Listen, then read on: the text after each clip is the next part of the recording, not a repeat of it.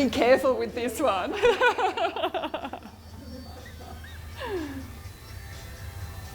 Now you know why we want to get on YouTube.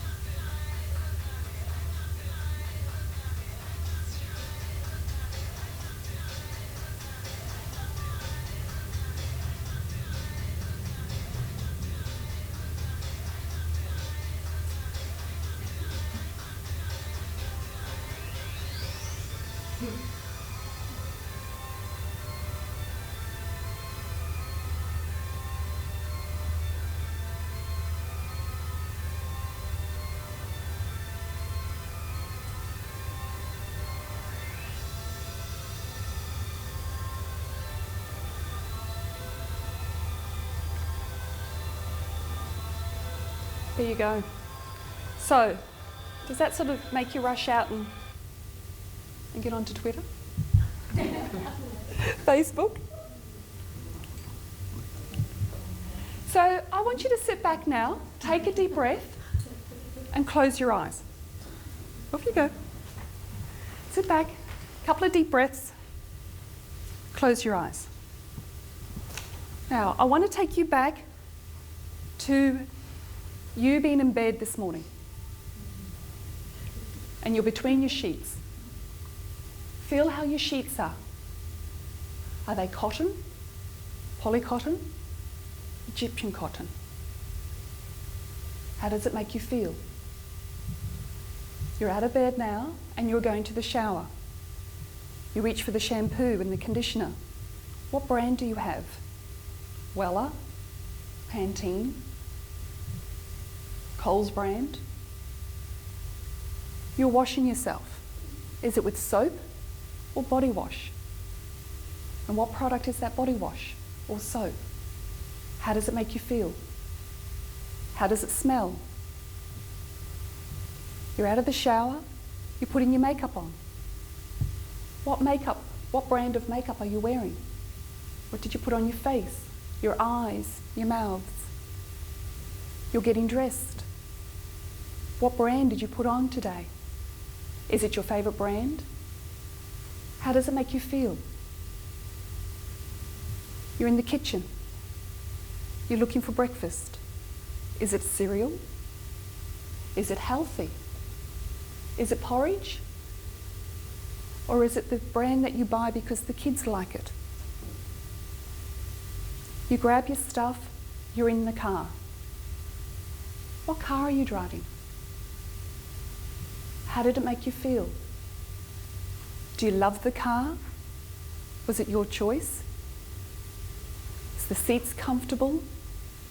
Is it easy to drive? Okay, take a deep breath and open your eyes. slowly. How does the brands make you feel? We buy brands every day. Whether we like it or not, we buy brands every day. Even if you don't think you buy brands, guess what? You're buying a brand.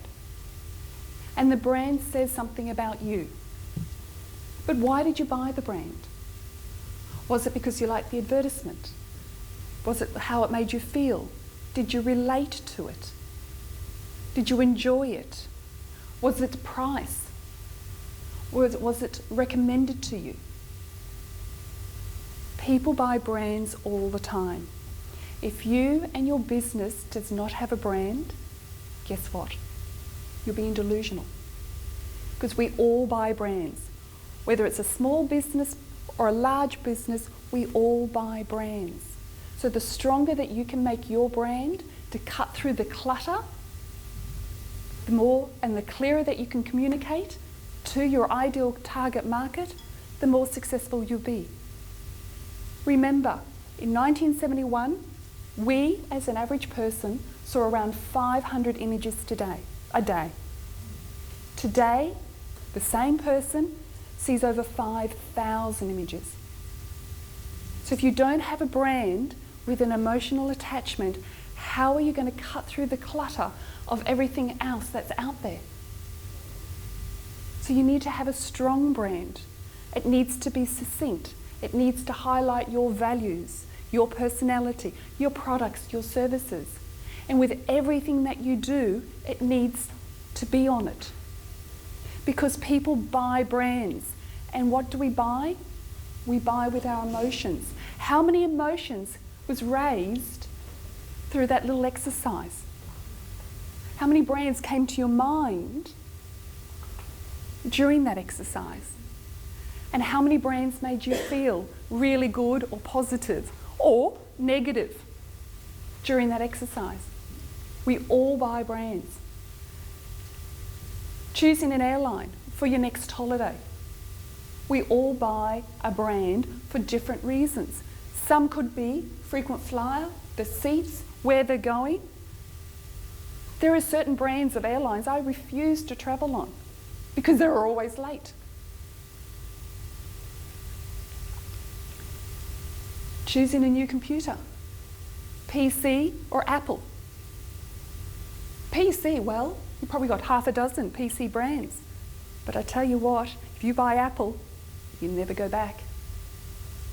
And Apple has been able to grab hold of that community and grow that community. I mean, what other brand would make people, well, not make them, have people sleep in the streets waiting for its first shop to arrive and open the next day? You know, that's an emotional attachment to a brand, nothing else. And when you buy Apple, you'll buy the iPhone and the iPod and the iPad.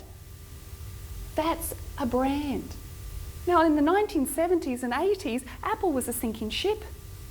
What turned them around? Does anybody remember? Huh? Just before the iPod. Correct. They realised that they couldn't fight Microsoft on that playing field. So what did they change? The playing field. And they brought in colour. Everybody else was black. They brought in colour. And then they upped the ante and they brought in the iPod. Bye-bye Sony. Because Sony had the market then. And then all of a sudden, for the last 10 years, all we've heard about is Apple.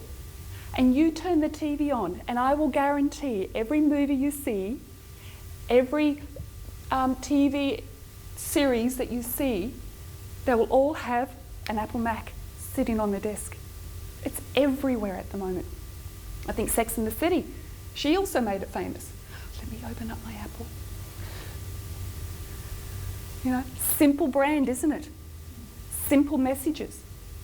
You don't have to make this hard. The hardest thing is actually being simple. So how does these business brands make you feel? Revlon, Estee Lauder, Oroton. Which one is your favourite brand? Write it down. Write down your favourite brand that you have. It doesn't have to be any of these. On page 21, write down your favourite brand and how it makes you feel. It could have been from what I went through this morning. It could be the sheets that you own. I was talking to a lady the other day about her favourite brand, and it was buying Laura Ashley sheets. When her and her husband made it in their own mindset, in their business, she went out and bought Laura Ashley sheets. Because in her mind, they were the pinnacle of sheets. And so she bought them because she thought she had reached a level and she loved them. But that's what that brand did to her. What's your favourite brand and what does it do for you?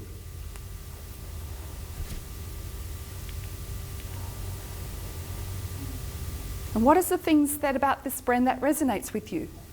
And do you recommend it? Have you told all your friends and family about it? Why?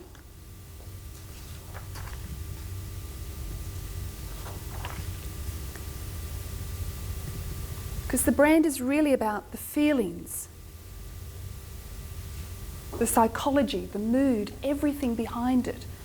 So think about your favourite brand and tell me about it from an emotional, think about it from an emotional level. Amazon created, when Amazon updated their brand, they created in a smiling face. Because when they did customer service surveys, all their customers came back and said, we love Amazon because it doesn't matter where we live in the world, we can always get our favourite book and you deliver it overnight or within a certain amount of time and your customer service is amazing. So their new brand was the smiling face. The Coffee Club.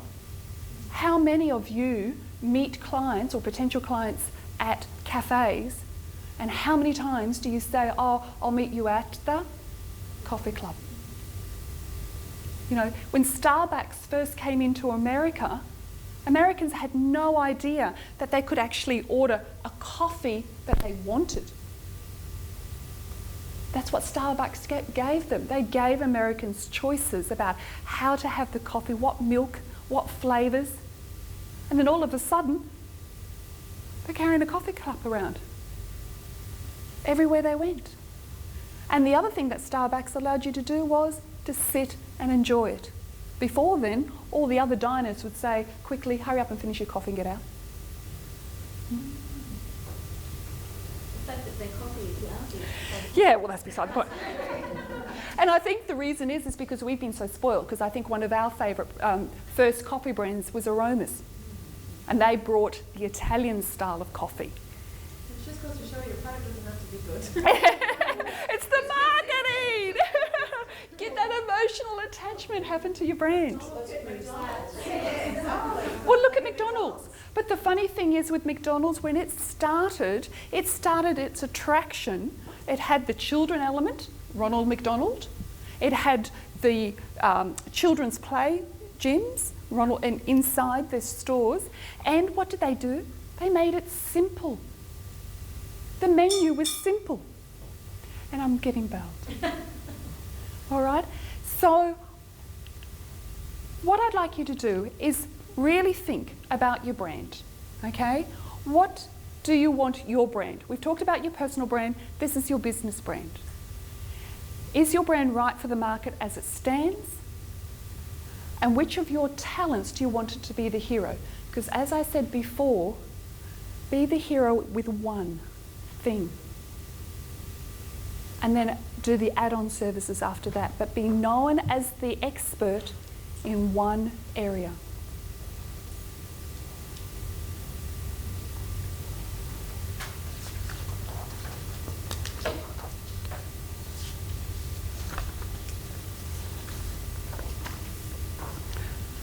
Now, I want to do a quick little exercise, or does anybody want any more time? No? Okay. To finish up, I want to do a quick exercise. I want everybody to get their business cards out.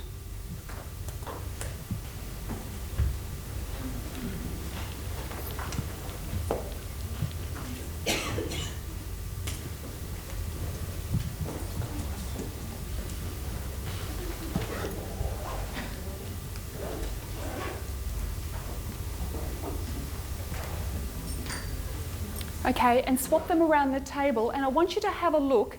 I want everybody to have a look at everybody else's business card. And what you're looking at is from the business card, is their branding clear? Is their business name clear? Is what they do clear? Does their tagline explain what it is? Does everything about that card is clear?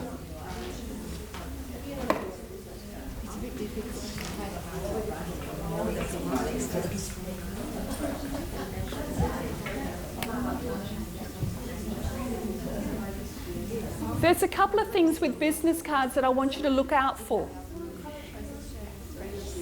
If there is nothing written on the back of the business card, a waste of valuable real estate. Have we got a card where there's nothing on the back? Me? Right.